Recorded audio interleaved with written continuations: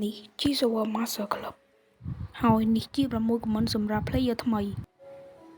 comment ទី1 /TPA សម្រាប់ teleport ទៅអ្នកណាម្នាក់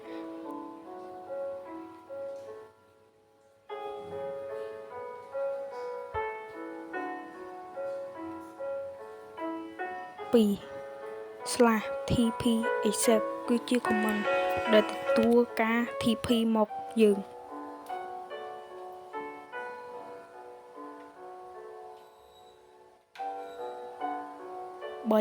3/AX ជាកន្លែងដែលទិញរបស់ដែល player ដាក់លក់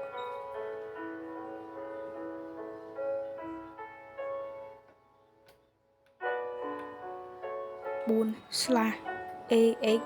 sell សម្រាប់ដាក់លក់របស់អ្វីមួយដែលអ្នកចង់លក់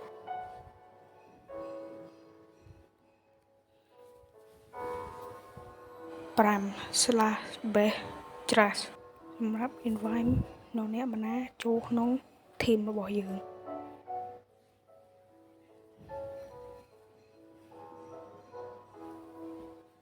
6/best accept គឺជាការទទួលនៅការ invite ពី player ម្នាក់ណាចូល team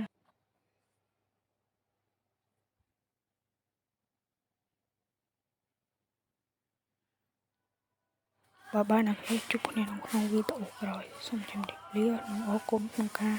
ទស្សនាកុំភ្លេចជួយចុច like and subscribe ជួបគ្នាវីដេអូក្រោយ